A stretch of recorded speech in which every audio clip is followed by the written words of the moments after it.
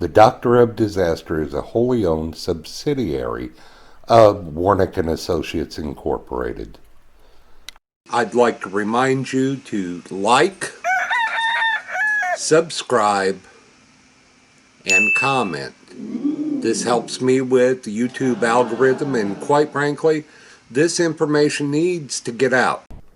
Don't forget to get your copy of the Doctor of Disaster's book, Emergency Incident Management Systems, at Amazon.com.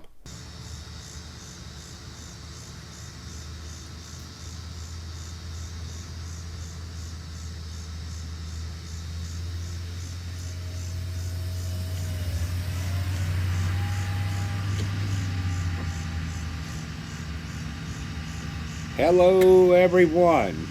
As you can see, it's harvest time in central Illinois. Welcome to the Doctor of Disaster. I am your host, Dr. Mark Warnick. I am considered a subject matter expert in public safety and public health emergency management by not one, but two different universities. So, what are we discussing today? Well, let me get a little closer so you can hear me well. We are going to talk about the militarization of police. We hear all the time, police are being militarized. Well, guess what? There's a reason for that. Yeah, there's a reason. One, we spend billions of dollars on military equipment when it's no longer used. Do you want your tax dollars being spent on junking perfectly good equipment? The reason they replace them is there's upgrades, and there is also the fact that they don't want the item to break down while in the field when it's counted on the most. So, why do police need these? Why do any public safety need them? When you discuss the police, you need to realize that they are dealing with some of the same situations that the military is. As an example, let's talk about the drug cartels. Drug cartels are notorious for bringing things into the U.S. Well, what do you think they have for weapons? Many of the same items that the military has. They have high-powered rifles. They have handguns. They've got grenade launchers. They've got grenades. They've got napalm. They've got just about anything you can imagine, including anti-tank missiles. So why wouldn't they need that? Additionally, let's talk about gangs.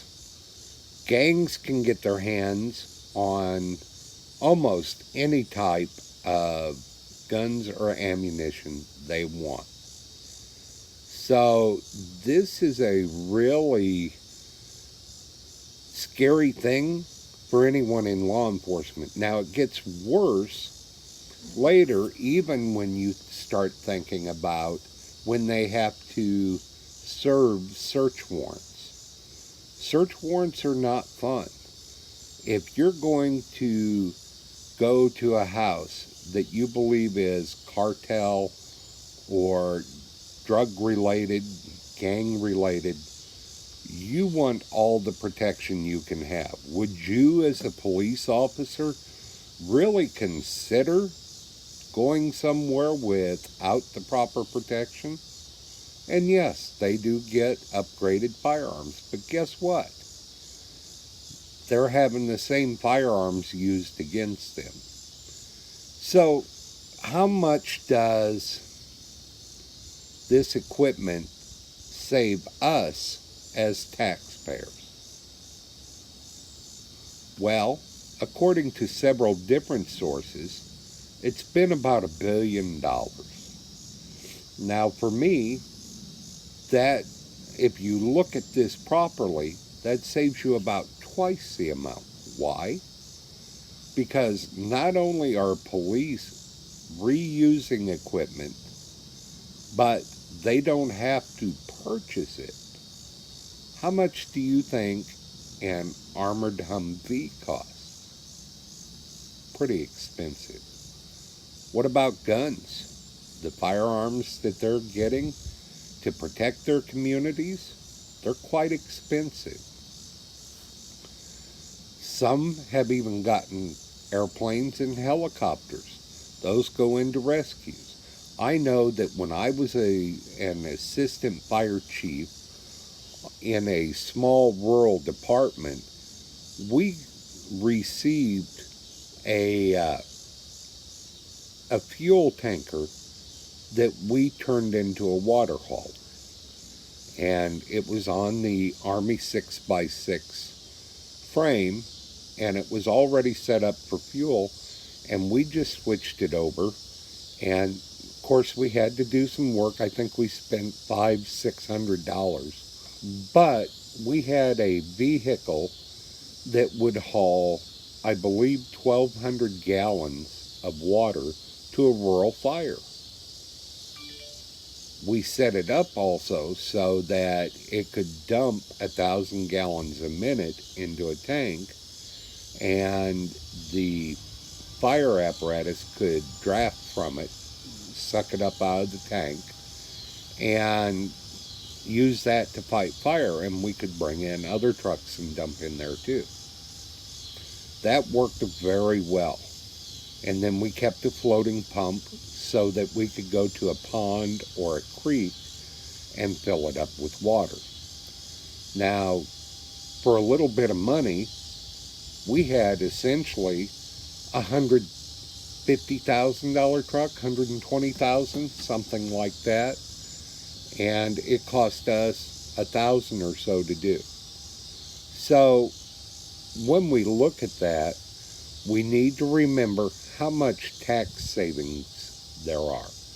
A lot of the helicopters that they are getting are going into rescue services to rescue people off cliffs, mountains, lost in the woods, all of that. So as we go through this, you can see where it's saving us money. Now, some people have complained that it's being used on peaceful protesters, and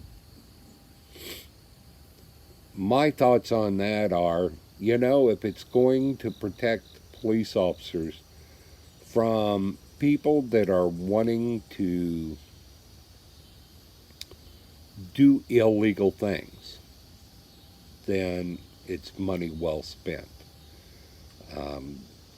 When you have essentially rioters throwing Molotov cocktails, when you have them throwing water bottles and feces and stuff like that, which they have done, bricks, these, especially the armored personnel carriers, the APCs, they are really protecting them in the midst of a crazy situation. Now, if everyone was law-abiding, they wouldn't need those. But, of course, you can't cure stupid even with duct tape.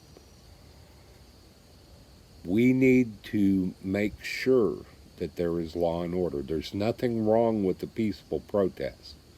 However, when it gets violent, that's when there's a problem. Now, I want you to imagine one thing. Would you, if you didn't have the tools, protect the community? If you knew that there was a good chance you were going to get shot or blown up, would you protect the community?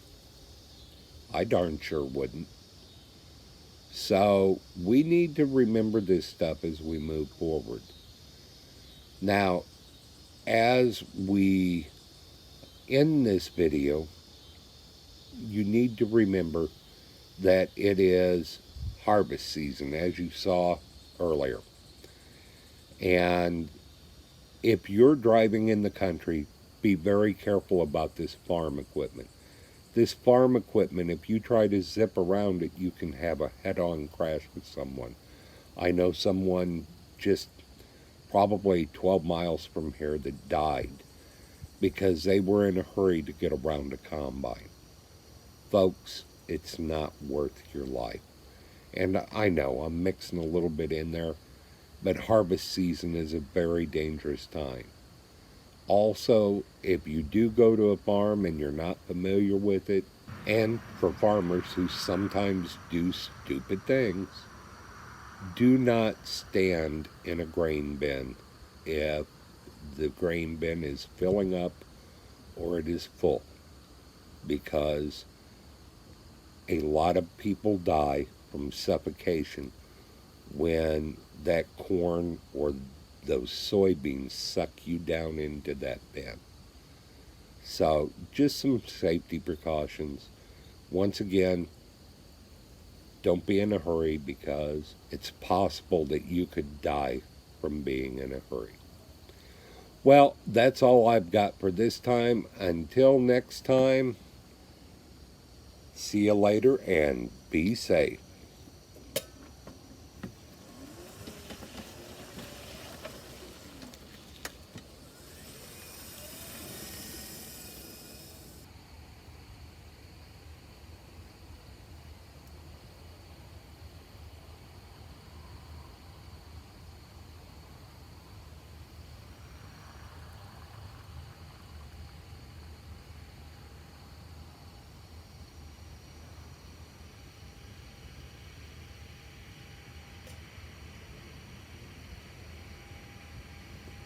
The Doctor of Disaster is a wholly owned subsidiary of Warnick and Associates Incorporated. I'd like to remind you to like, subscribe, and comment. This helps me with the YouTube algorithm, and quite frankly, this information needs to get out.